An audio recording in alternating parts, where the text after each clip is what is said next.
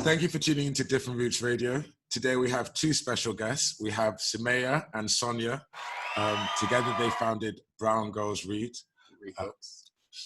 Excuse me, I wasn't finished. I was just taking dramatic pause. Oh, okay. Together they founded Brown Girls Read Books. Sumaya is a pro bono lawyer, a lecturer, and a mother of two. And Sonia is an IT marketing genius who does pretty much everything and is going to help us in the future. Yes. And fix our laptops. And fix our laptops. You said it. Our sound quality and our connections. But thank you for joining us today. We were wondering, first of all, how do you guys find time to set up your own Brown Girls Read Books, and what's it all about? And really, how did you guys think of starting it? What was your motivation behind starting it, and what's it about? I'll let you take this one, Sam. Sure. It sort of crept up on us, really, didn't it? We had never spoken about starting any sort of social media to do with books. We both love books. It's how we bonded. That's how our friendship really took off. So we've known each other since we were 11. But it was when we were 15 or 16 when we sat together in English Lit A-level that we really started to get to know each other better. And sort of kept in touch over the years by just talking about books and literature as well as other friendship stuff. But yeah, we never thought about starting an online platform to do with books until one day. I think I was probably either driving or in the shower, as you are, and I just thought of the handle at Brown Girls Read Books and thought it would be really cool. And then obviously my fellow brown girl and fellow bookworm Sonia, I texted her straight away and said we should totally do this. I was half joking, to be honest, because I've never done any sort of like marketing or sort of public facing social media account before. But Sonia straight away was on the ball with it, weren't you, and said let's reserve the account. And then do you want to carry on as to where we went from there? Sure. Yeah, basically as soon as someone gives me a good idea, I'm really bad for like taking it and running with it. I've got like many failed sort of enterprises behind me, because as soon as someone suggests something that I think is good, I'll give it a go. But luckily Brown Girls Read Books I think is going to be a really good one. So pretty much from a couple of days after Sumaya first suggested it to me, we sort of had the platform up and running. I think it was great because we both are big readers, so we had so much content that was sort of just sitting there in the back of our minds. So right from day one we sort of had a big stream of things that we wanted to say, and I think as we've been going we found that we actually have more and more to say around the sort of topics of diversity in literature, around the way that reading can kind of open up your world. So even if you might not live a particularly sort of open or diverse lifestyle, through books you can kind of get there too. And I think that's kind of what our community's found as well.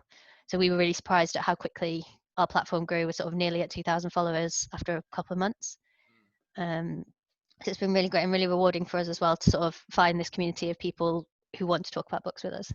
Oh yeah, so that's actually really awesome because you know, books can be used for education, for motivation, for, you know, self-help, whatever, or even an escape, right? And it sounds like you guys are really trying to make sure that people understand the avenues that are available to them through books.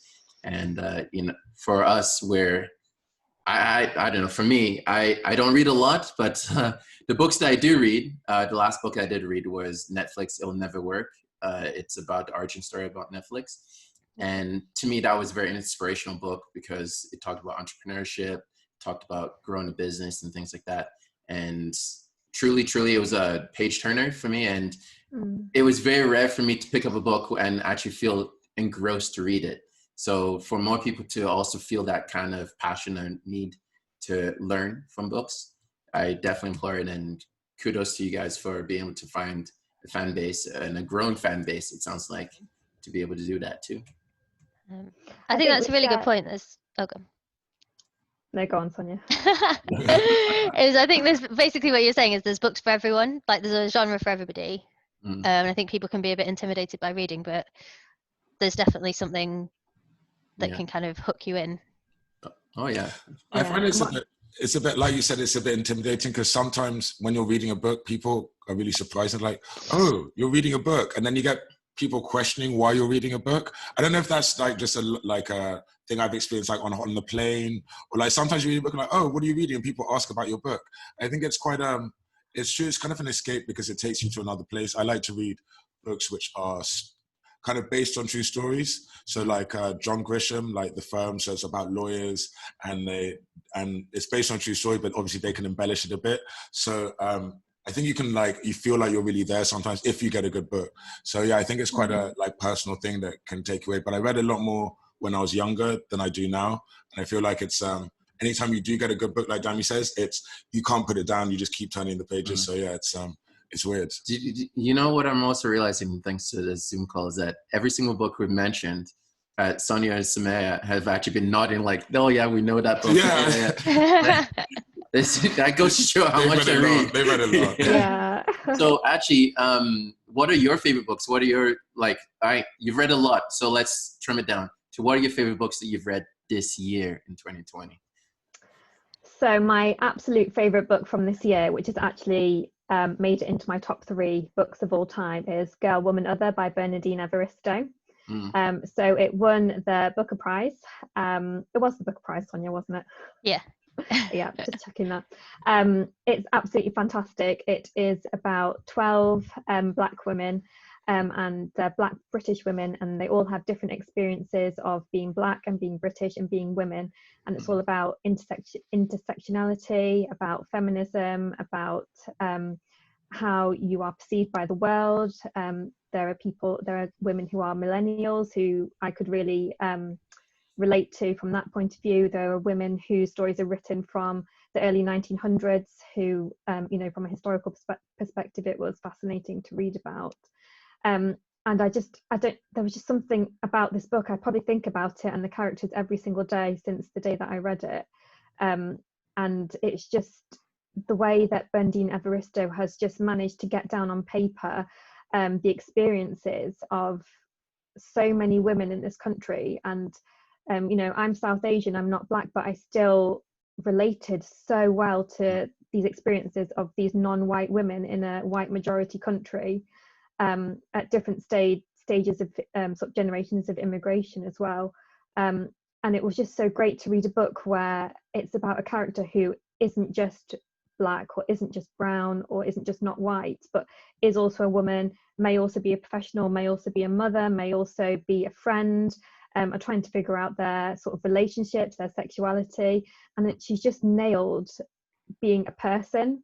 And I think for many women, particularly, not that men shouldn't read this because it's so insightful, it's just the relatability of this, and getting, to me, that's the mark of a good writer, getting those indescribable feelings down on a page so that when someone reads it, you just think, wow, I've never been able to give that feeling or those thoughts words before. In the same way that you listen to a really good song and that song's able to, really encapsulate your feelings at that time. That's what I got, excuse me, from this book. Nice. And then for you, Sonia, what's your favorite book this year? So I am going to say that my favorite book of the year is Burnt Sugar, and I'm going to later think of one that I liked more, but we'll go with this one for now. And it's by Avni Doshi. It's also a contender for the Booker Prize, but for this year. And it's a story that's essentially about the difficult relationship between a mum and daughter. And the reason that the relationship is difficult is basically because the mum is a total nightmare. And I think the narrator is really unashamed about talking about basically how awful her mother is, and what it's meant for the dynamic between them, because they still love each other and they still want to be in each other's lives. And sort of a focal part of the story is that the mum is succumbing to really early onset dementia. She's sort of in her 50s, 60s, so it's pretty early to be suffering from something like that. And it's about how they're trying to preserve their sort of shared memories together as the mum's memories are deteriorating. And it's really challenging because I think most people, with basically anyone that we love in our lives, we have that kind of push and pull, the love and hate. And sometimes, you can love someone with everything you've got and deeply, deeply hate them at the same time.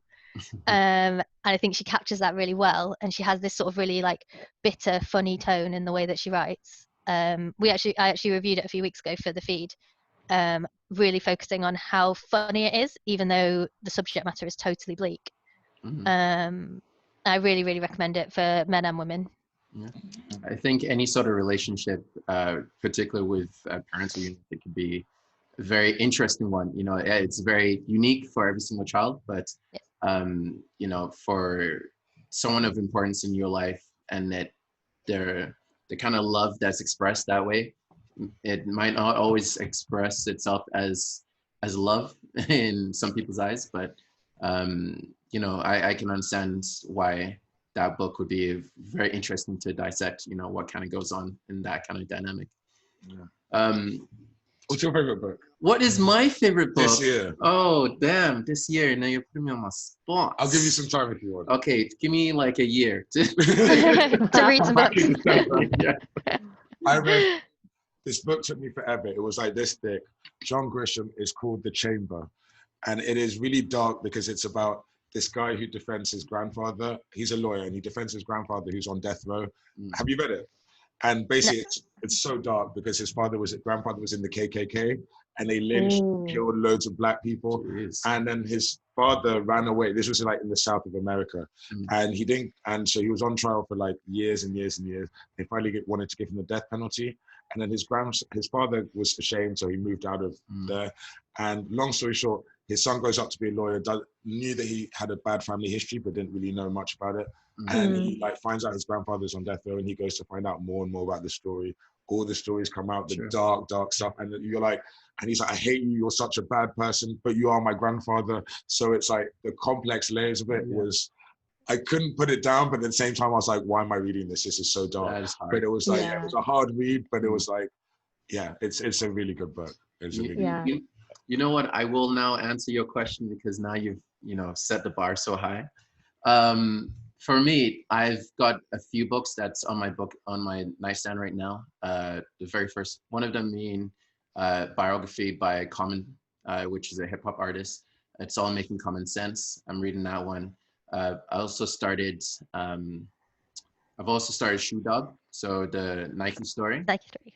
So again, business kind of business aspect. Yeah. And then what's my last book that I was trying to go for 3 just to outdo my but that's a really big genre for me. Say again? I really like those kind of first person stories.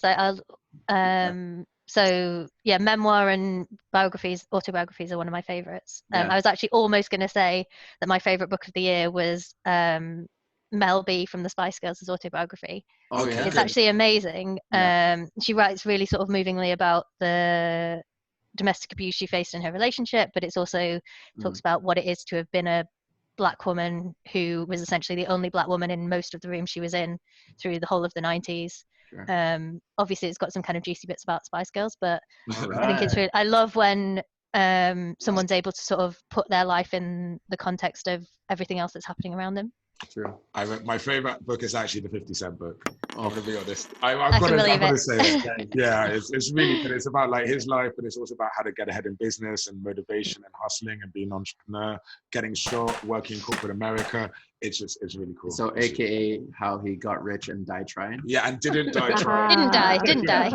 All right. So actually, because of you guys read so many books, and if you can advise us people or our listeners, is there like a database that people can look at for ratings of books? Like there's IMDb and Rotten Tomato for movies. Is there such a platform for books that can be trusted as this is actually, you know, worthy of rating and a very accurate rating?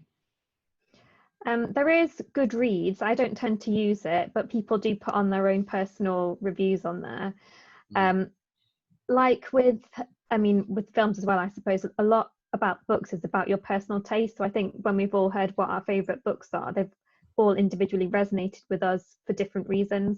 In the same way that I don't tend to read a lot of non-fiction because books for me are about escapism, which sounds for you to me, and part of that is what you enjoy as well. Whereas, you know, non-fiction speaks to other people for different reasons. But I mean, Sonia, I don't know if you use Goodreads much. I don't tend to unless I'm Googling the book just to see much about it. We found from our Instagram community that people almost use Instagram like a blog, like they're very honest about how that particular book has affected them because their Instagram is personal to them, whereas Goodreads is someone else's platform about books that you're sort of trying to join if that makes sense. Yeah.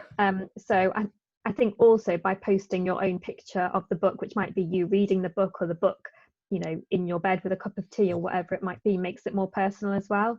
So you could read, I mean, some of the reviews we've done, for instance, people have commented on saying, well, actually, I really didn't like this book for X reason, because the characters were unlikable, or I thought the writing was atrocious. So yeah, if people are wondering what book to read next, or whether to read a particular book, and you've got Instagram, I would just search the hashtags for it, see what comes up, see what people are saying, because as well, because it's Instagram and social media, people don't tend to write an essay, and they don't tend to write things that, you know, you need a dictionary and a thesaurus to understand what they're saying. So yeah, that's what I would say.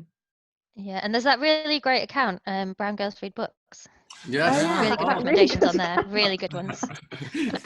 Hint, hint, nudge, nudge to those listening. Where do you guys normally read books? Do you read? I know, like in London, most people read on the commute. Being a Londoner, some people like to read before bed. Some people only read on holiday. I'm kind of in the holiday category, or sometimes on a Sunday, but normally it's on holiday, on the plane, or if I'm traveling, like going on a long journey on the train or something. Where do you guys read normally?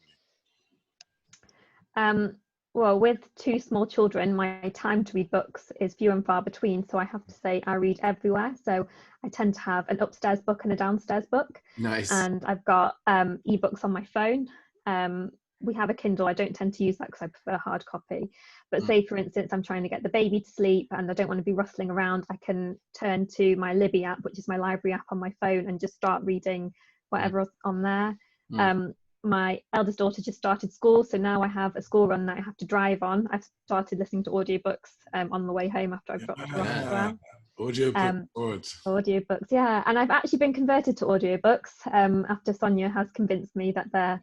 Sonia, you do? Yeah. You know what? We're looking at some government statistics. In England, 60% of people prefer hardback and paperback books, and like about 20% do ebooks, but only 8% listen to audiobooks. We're in a very small minority. I listen to them when I'm driving, but most people prefer reading and then next. Yeah, I'm very old school, very classic. You know, I need to buy. Yeah, thank you. I need to buy it. Like in university, I always believed in a textbook and marking the textbook and things like that. So that's why I prefer reading on a paperback. But I guess eventually I'll have to convert myself to ebooks, because the numbers are, the 8% is growing. It's growing, but it's apparently it's higher in London, so it might be a London thing. Yeah. But Londoners read a lot more, listen to a lot more audiobooks on the tube and on the bus. So I'm surprised that both of you listen to audiobooks as well. They're great. Yeah, I think people can be a bit snobby about it, but I love it. Yeah. I think because I was living abroad, I was on my own quite a lot, because, you know, my friends and family are mostly all here. And yeah, you know, walking around a city, being on the commute, you know, doing your chores at home, it's a great way. In the background in your flat, or in the shower. Yeah, it's cool. Yeah. Interestingly, I found, because I've tried to listen to fiction on audiobook and I can't do fiction, I can only do non-fiction. I think because with fiction you really can't miss a bit, whereas it's easier with non-fiction, or the non-fiction that I've been reading anyway, to let a paragraph or so slip and not feel, you can get the gist, you can pick the gist up later. Whereas if you missed a paragraph where like a character has died, you sort of don't realise where it's going next. But I also find fiction a bit embarrassing, because often the voice actor will sort of put on different voices for the different characters and whatever, and it really does make me cringe. I'm actually listening at the moment to Bridget Jones. Put on a British accent, even though I'm not British. Is that what you're saying? It doesn't sound authentic. Well, if everyone could do an accent as well as you, then maybe it would be fine. Alright, it's fair. You know, I totally get that, and like the same could be said for any sort of, like, if you're watching a show, you watch some shows you put on as background noise, so which are the very fiction stuff that's very fiction related, but the stuff that's drama and you got to know every single detail, you need to sit down and watch that. So that's could be said about ebooks. So I totally I'm with you there, Samara. And then actually talking about TV shows, and so everyone knows Marvel's, you know, turning graphic novels into movies, and vice versa. So here's a quick question for you guys, and for nerds like me, hence my glasses, my big glasses. are graphic novels actually books or are they comics? Like, what's the debate? Can I boast of being a book reader and say, oh, I've read 30 books this month, but it really it's all been graphic novels? So like X-Men and No, Spider-Man. it is Spider-Man. Thank you. I've actually never read a graphic novel. Have you? I don't think I have, but I have actually been looking at them more so on Instagram, because I think they're a really good bridge for people who might not enjoy being faced with so much text all the time, or who are more visual rather than concocting images themselves in their imagination. And I think if that for you is a book, and for you that's sitting down with, that's your novel to read, then I think that's brilliant. And I think it's a shame that people say, they poo-poo ideas and say, well, that's not a book, because then that means that that person might then not feel like they can go on to the next thing, whether that's say the illustrated version of Harry Potter, and then the book after that is going to be just the text version of Harry Potter, or whatever it might be. That's just an example that I could think of. But the reason I've been looking at them more is sort of a bridge for my eldest daughter, who's sort of transitioning away from picture books and onto sort of more grown-up books. And I thought that's a really good way, as long as obviously the subject matter is appropriate for a younger audience, a really good way to get her into them, because she is still interested in the illustrations and seeing the pop of colour as well. But yeah, if that's reading for you, then absolutely that's a book. Counts. Yeah, we're definitely not book snobs. I think people people are sort of down on things like what's so-called chick lit or whatever, but I'll pretty much read anything I put my hands on. One of my latest things is footballers' autobiographies. But I'll read anything, and I think whatever you think is a book that you want to read, I think it's fine. Yeah, and I think our feed reflects like the wide variety of things that we read. The last thing I reviewed was a very sort of easygoing rom-com sort of book, but then we've done really hard-hitting non-fictions and really deep things about sort of race and society as well. So yeah, you've got some days you can read those things. Some days you just want to read the book version of Neighbours or whatever it might be. And that's kind of the trick to reading a lot, is that if you read a whole range of things, then you can be in the mood for whatever. So if you have a few things on the go, you can kind of keep your reading numbers up. Yeah. Samaya, your point about you think it's a good way to transition for your kids. I started reading, obviously, probably picture books when I was a kid, but then I remember always my parents gave me loads of comic books like Dennis the Menace. Oh, brilliant. Which is where I styled my hair from, Dennis the Menace. And then there were like all those little ones. Then I went from there to like Spider-Man. And then I went from there to Harry Potter. And I went from there to like, actually Goosebumps was in there somewhere. Oh, brilliant. Yeah. And then so Mr. Men books. And you go along and then eventually you're just reading from Harry Potter. You can read anything. Yeah. So yeah, I think it's a good little journey. But I put away my graphic novels a long time ago. Now I do manly things. Why are you looking at me like that? When I was a boy, I had childish things. Now I'm a man. Just because you wear a jacket doesn't one day makes you a man. Is that it? I think that also ties into what you were asking before about how do we find time to read along with the day job and everything else, is that I'm very tactical about what I read. If I know I've got a particularly busy week, or I'm really tired for whatever reason, I'm not going to choose something hard because I want to enjoy reading. Because the times I've chosen something because I felt like I should be reading this book because it's the best book in the world or whatever it might be, I've not enjoyed it. It's sat on my bedside table for months before I've managed to finish it. So read what you find fun and enjoy reading. Yeah, that's pretty neat. And then actually, what, that's now I'm being the stats guy, I'm gonna drop some stats. Seeing that like Brown Girls Reads book, it's very interesting that you guys kind of coin it that way, because statistically speaking, it's always women that reads more than books. More than men. More than men. More than books. You're right. Women can read men, though. Oh, God, sorry, my dog. So 77% of women 2015 read books compared to 67% of American guys. So, and even yet still, on average, they read 14 books a year versus guys who can read 12 books in 1 year. So it seems as if the female demographic is more inclined to read books, or at least more likely to be to escape or read more than guys. So Is there any particular reason why you guys wanted to target brown girls, or is it you're just talking about yourselves, or are you hoping to get more girls to read books?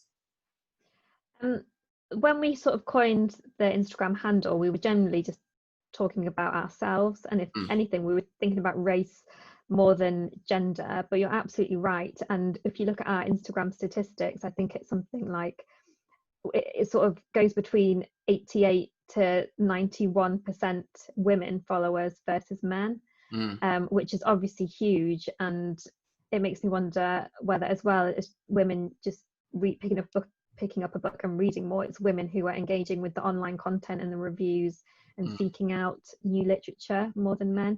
That's a huge generalization, because I'm conscious that our Instagram handle might also put off men from clicking on what we have got to offer anyway. But yeah, it's a really good point. I don't know. What do you think, Sonia?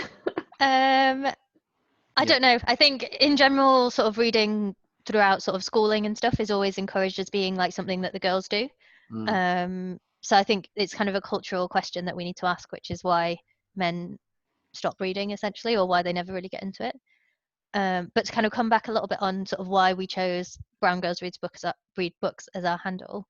Another really important point for us is about representation. You know, so that, you know, there aren't that many authors of color, whether that's South Asian like us or Black writers or lots of different backgrounds, who get published. You know, that they're not able to sort of access the type of marketing budgets, the type of audiences that white male authors do get.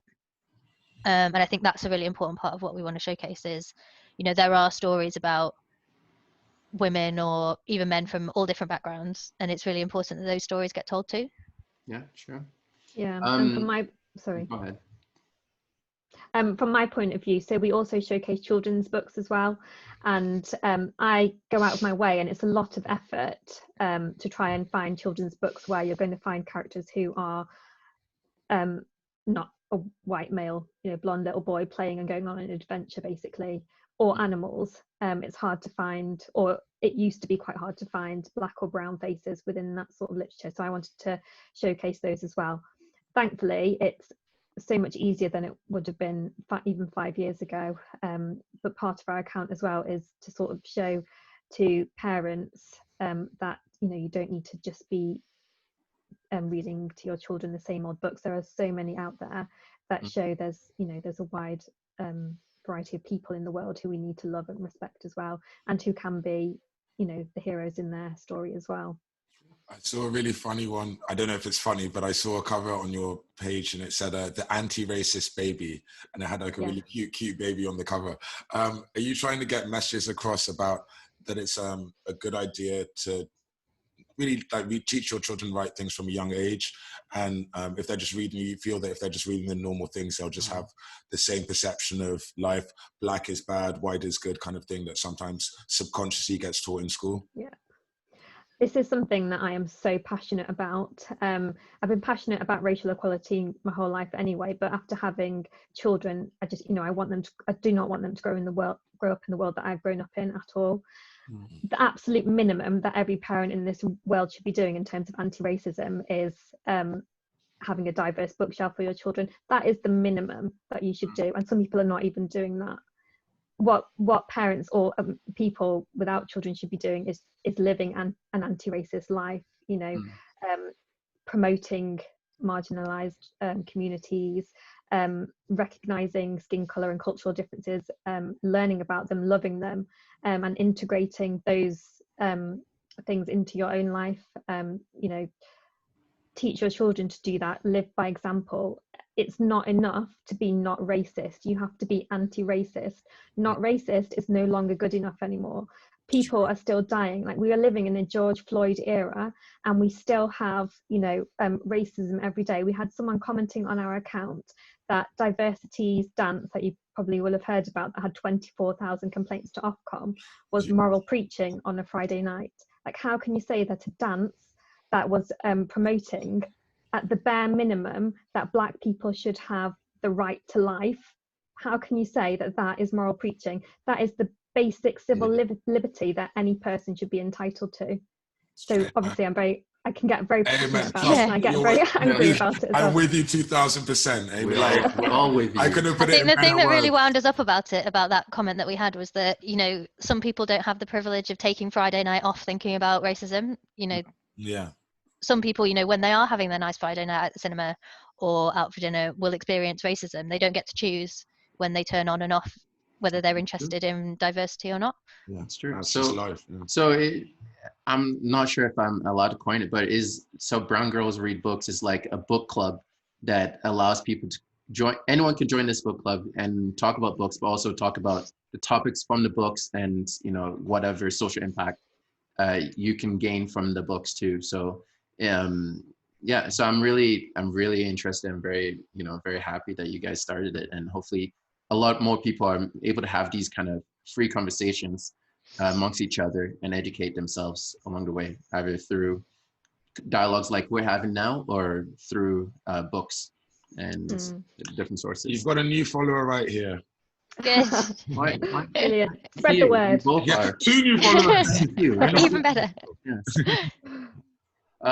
Actually, so kind of running up now, if you can now, I guess, give us a little blurb to potential book readers, or at least Brown Girl who reads books, people that want to join or want to be able to start something similar to your Instagram handle. If you can give any sort of advice on how to get ball rolling, and then, So we can start off with Sonia. Tell us. Okay, I guess it's just start. Because I think if we'd have spent a lot of time thinking about or planning what we wanted to put out there, I think we probably never would have done it. I think just get the handle, start talking to people. I think what was great from as soon as we started was that we had a really nice community. And I think it's a much friendlier place than you might expect it to be. Sure. All right. Samaya, how about you? If you get any sort of tidbits or advice to anyone that wants to start up their own stuff, their own book club. Yeah, I mean, do whatever you're passionate about.